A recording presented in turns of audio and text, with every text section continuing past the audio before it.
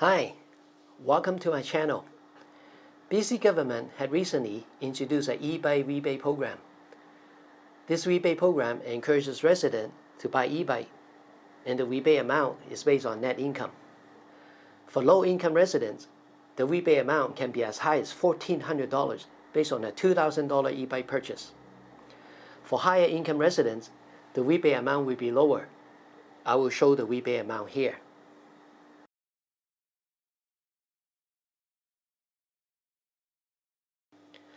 Since there are only 9,000 applications to be approved, anyone who's interested in buying an e-bike should apply immediately, or at least get yourself on the waiting list. I'm a mountain bike rider, and I'm also interested to buy e-bike, but I don't know much about it. And I think most of you are like me. So for this episode, I invited my friend Dennis to discuss with us everything we need to know about buying an e-bike. Dennis owns no less than 10 e-bikes, and he rides his e-bike to work almost every day. And he does his maintenance on his e-bike himself. So without further ado, let's go visit Dennis.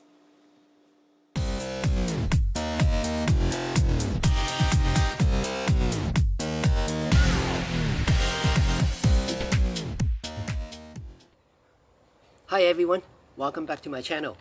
I'm here at Dennis' place, and he's got a full range of e-bike to show us and do demonstrate for us, and he's going to talk about all the ins and outs about e-bike, what that we need to know.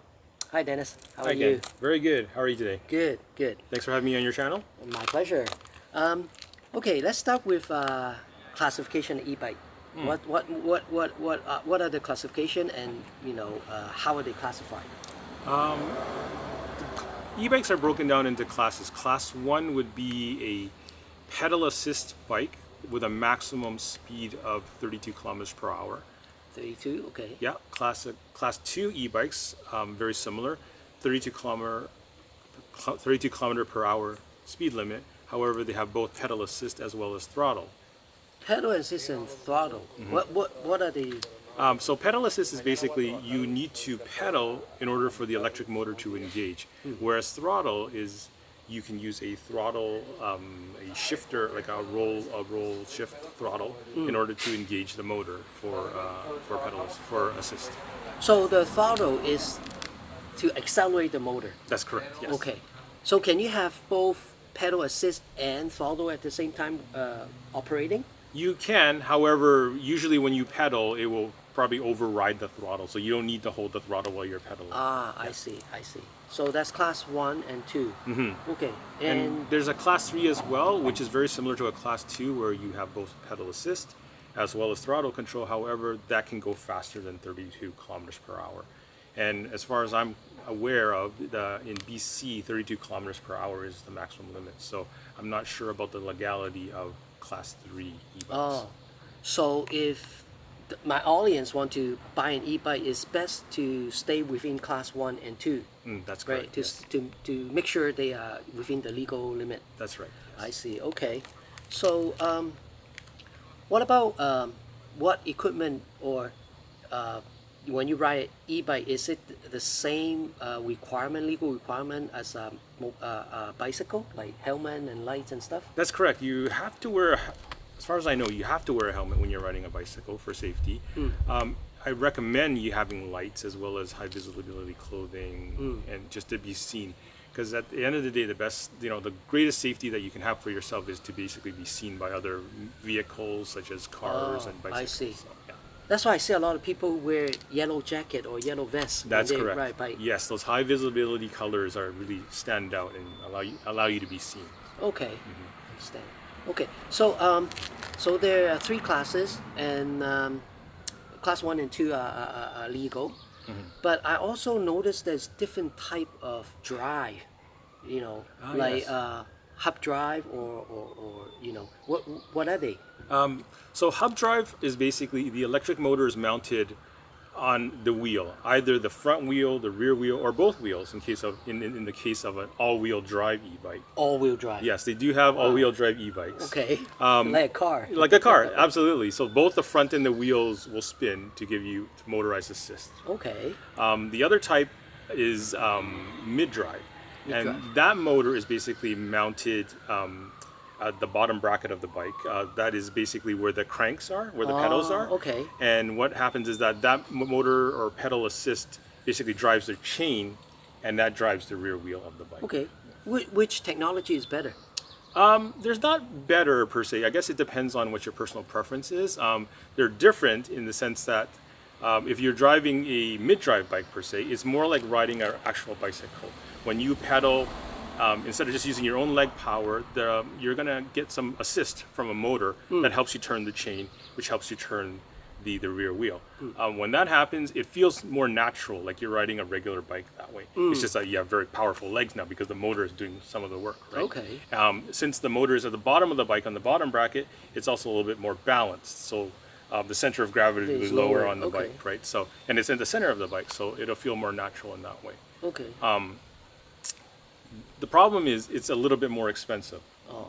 Generally, mid-drive bikes cost more than hub drive bikes. Now, hub drive bikes are less expensive. The motor is at either wheel. They're easy to maintain in the sense that they're pretty much maintenance free. You don't have to do anything with the motor. It may feel a little bit different because the balance is off. It's either pulling you forward like a front wheel drive car or pushing you forward like a rear wheel drive car. But more or less, it's less expensive to operate and very easy to operate. So yeah, it all depends on personal preference. Okay, let me ask you a little bit more about the pedal assist. You know, when I ride a bike, I notice that I don't keep the main consistent power to the crank. You know, if it's flat, I might do harder, pedal harder. If it's going uphill, I might pedal less. But the pedal assist, how does that accommodate to my effort on pedaling? Ah, I see. Okay. So if you are, say, riding a mid-drive bike, there's a sensor, usually like a torque sensor. And depending on how hard you push on the pedals, it will provide almost like an equal or more amount of assistance. Okay. So if you pedal harder, the motor will also work harder. Now with a hub drive, it's different in the sense that you set the power level that you want. And as long as the bike senses, oh, you're pedaling, so it will just supply that level of power to the rear hub. So whether you're pedaling really slowly or pedaling very hard, it will apply that amount of assistance that you have Same actually amount. selected. Yes. Oh. So if, let's say, for instance, on an e-bike, I select level 5, Yeah. and I'm barely pedaling, well, the bike will still move very quickly, even though I'm barely pedaling. Whereas with a mid-drive bike, you have to put that effort into the bike in order for it to get that assistance. Sounds to me the crank assist or the mid-drive, the mid-drive type is more intelligent. Yes, I Right. think so. I think so, yeah. There's a little bit more technology from what I understand in that Okay. type of Okay. drive system. All right. Is it easy to buy e-bike in BC or like Vancouver, Richmond? Oh, it's very easy. There's like a ton of shops where you can buy bikes. There's any innumerable reputable dealers out there. And in fact, I think that's probably, if you're just starting to look for an e-bike, that's probably the best way to go. Go out to one of the shops, take a test ride. Yeah. Just try it out. The staff's very knowledgeable generally, and they'll tell you everything you need to know. I think especially now a lot of people will look for e-bike because the BC government has just launched a electric bike rebate program, yeah, which I will have detailed show later. Okay, so it's easy to do. What about, I heard people will buy parts from China, Taobao, to build their own e-bike. Do you recommend people to do that? If you have technical, I guess, inclination or mechanical inclination, you can definitely do that.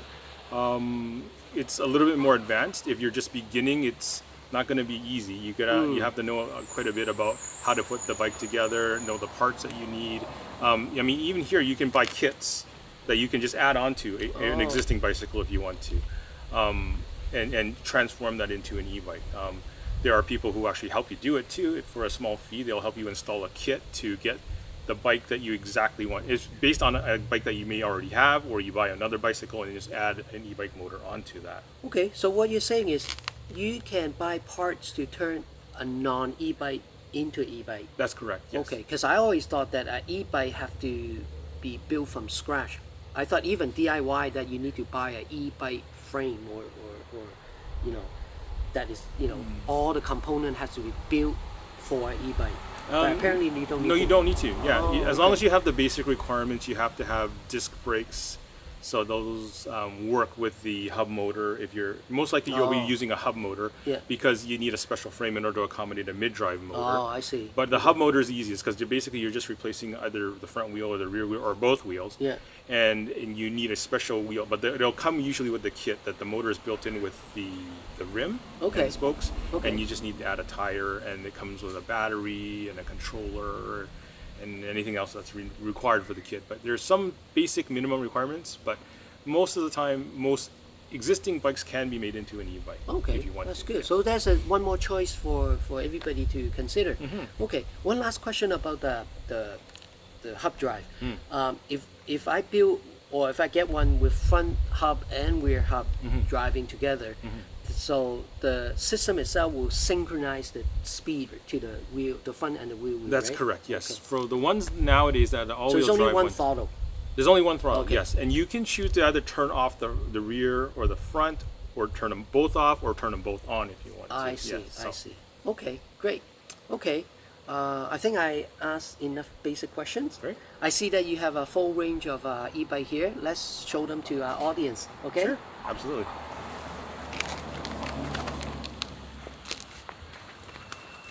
Wow, Dennis, you own all these e-bike? Yes. Yes, I do. Oh, and I heard that you still have some more in your garage. A few more. Yeah, Yeah. Yeah. yeah. You have a good wife. Let you have these so much toys. I have a very understanding and kind wife. So, Okay. Yeah. Which one you want to show first? Let's start with the Class 1 e-bikes. Okay, class one. Which is which That one is would that? be this one here, which is a hybrid, and Okay. the road bike. Okay, let's pull this one out and show. Okay, so what we have here is a hybrid style e-bike. This is a Class 1, which means it's limited to 32 kilometers per hour. As well, it is a hub drive. So the hub drive is basically in the rear there. And it does not have a throttle, which makes it a Class 1. So if you look at it, it's purely pedal assist. So you basically need to pedal in order to engage the motor. And you do your power settings here on this controller. And the brakes, I have a cutoff. So whenever you hit the brakes, it cuts off the motor. So there's that extra added safety feature there. This one here is also a Class 1, but this is a road bike. Now this one is a mid-drive bike that we were talking about before. And as you can see, the motor is at the bottom bracket between the cranks there. It only does 32 kilometers an hour as well, so no throttle. And yeah, very similar to this one, except the difference is that it has a mid-drive. So basically, whenever you crank the pedals, the motor assists this crank in turning the chain and driving the rear wheel. Okay, Dennis, I noticed that the crank drive one seems to have a bigger battery. Yes. Is that the case? That do they require more battery? It doesn't require more battery. Actually, mid-drive bikes are a little bit more efficient, so it doesn't actually use as much, I guess, battery power as a hub drive. Okay. The efficiency comes from the drive being at the crank. Okay. It just happens that this design has a bigger battery, but it I also see. probably has more amp hours, which means that it can go a little bit further than this bike per se. Okay. So I see this is a road bike. So to me, road bike usually is very light. Now let me see if this is. It's heavier than a normal road bike, but definitely not really heavy. No, it's actually, yeah, it's going to be a little bit heavier because of the motor and the battery. Yeah. But if you took those out, then it would be equivalent to a regular road bike. And I noticed the weight is mainly at the bottom. That's right. So it's when you're riding, the center of gravity is very It's low. very low and it's Wow. very centered. So that's what makes It's it like very driving stable. a sports car. How about this one? So this one is the hub drive. Heavy? Oh, this one's lighter. It's lighter. Yeah. And why do you think that is? Because the hub drive is weight less than the crank drive, mid drive.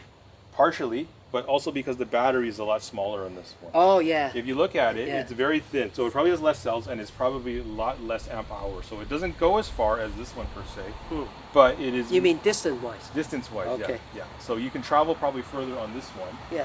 And it has to do with the battery, right? Yeah. So the longer that the battery can last, the further you can go. So But they both can accelerate up to 32 kilometers per hour. that's correct. Yes. Okay, good. So what's next? Next, let's go through some of the Class 2s that I have here. Class 2, okay.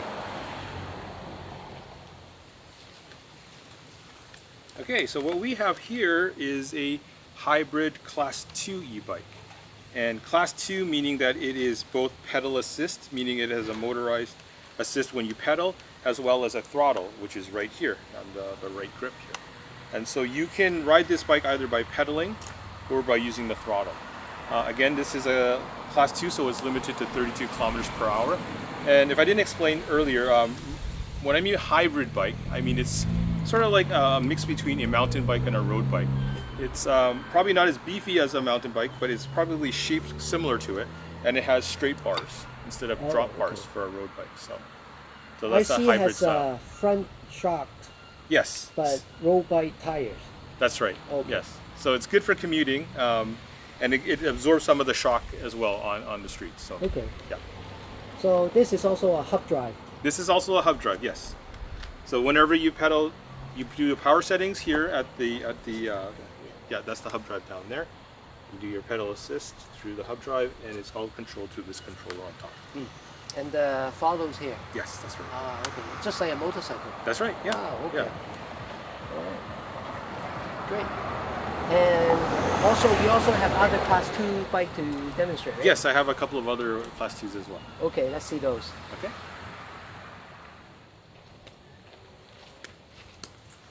Wow, this looks very high tech. Yeah, this is a fat tire e-bike.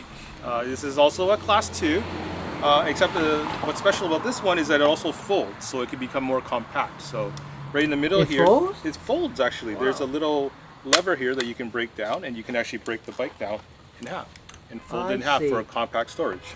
And it's very easy to click back together and just basically reassemble. So again, Class 2, meaning it has an upper limit of 32 kilometers per hour. It is both power assist through the pedals as well as with a throttle here on the handlebars. Is this very heavy? This one's pretty heavy because it actually has full suspension in the front and the rear.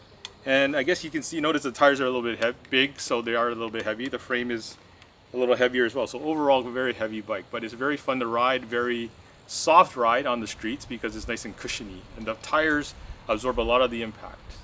Fat tire means you can ride on different trails, sand, snow. Yes, you can actually ride on sand. Snow, I don't know as well, but you can probably do dirt and mud quite easily. It's just that it doesn't have studs, so it might not work on ice and snow that well. But you know, generally, I don't know. They look like snow tires to me. Yes, yeah, they're pretty close. Yeah, but yeah, they definitely do very well in sand. Okay. Yeah, so Good. yeah, for light trails and whatnot, this is a very good bike. Okay. Very good. Very good, Dennis. So the last one, I see you have a lot of goodies for the last one. Oh yes, yes. Let me Okay. show you that one. Let's see that one.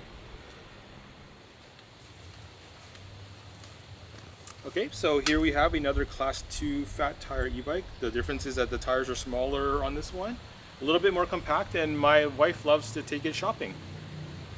Shopping? How do you take it shopping? Let me show you.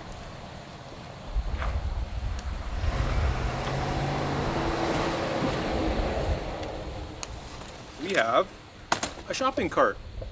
Wow. And how this works, You attach it to your bike? you attach it to the bike. Wow.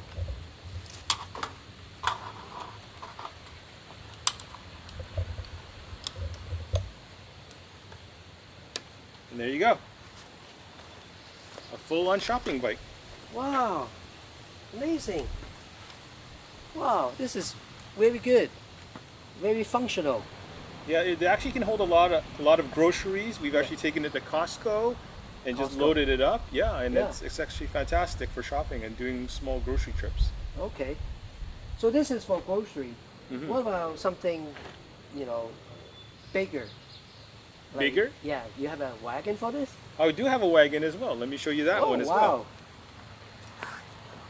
We'll remove this.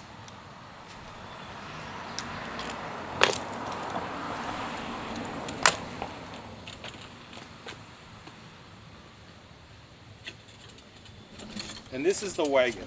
Normally, it would attach to a hitch on the seat post as well, but I don't have that right now.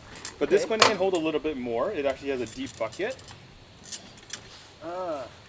I see sometimes on the road people ride with pet carrier, Yes. Yes. That's correct. Yes. so you can go to your favorite park with your pet. Mm-hmm. Your dog or your cat. Yeah, those are very handy. They're very low to the ground, very wide wheelbase, and very stable. So very safe for the pets. Okay. This one is also foldable, right? That's correct. Yes. Okay. So this is class 2 with throttle, 32 kilometers per hour, fat tire, hub drive, big battery. Very good for city use. That's right. Would you like to see it folded down? Sure, yeah. So this one's very simple. There's just basically a couple of locking mechanisms here. You just flip that up, flip that open. Right away, this bike folds in half, Wow. like so. Hi, Dennis. And then you can, actually release it. Release the handle. Release the handle. There's another release here, right here. And Oh. there you go. Wow. And from this, you can actually Fit in your trunk. put it in your trunk, Wow. put it in your office. Great. Very handy little bike. Okay. Okay, now we see different types of e-bike. Class 2, class 1, and 3, class 2. Okay, we know about the differences, but how do they ride? Let's go find out. Okay. Okay, go Dennis.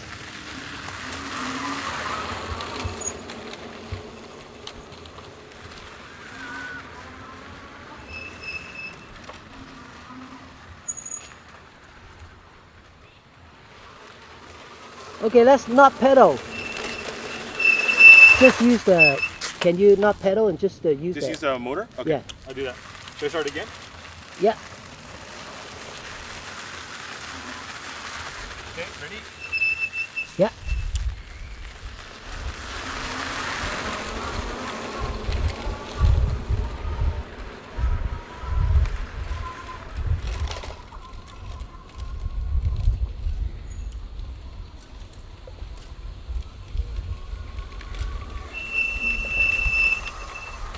Wow.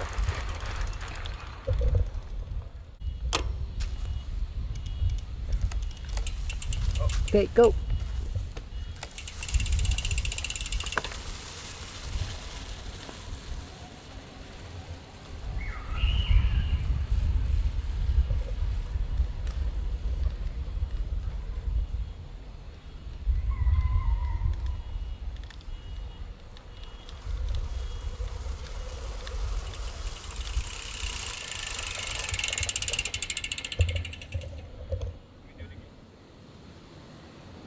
Well, there you have it, folks. Dennis has given us a in and out of everything we need to know about the e-bike. Thank you, Dennis. Thank you. Thank you for I doing hope I this was for able us. to help a little bit today. It So, certainly has. Okay, so for next episode, we'll try to do something different. And until then, see you. Bye.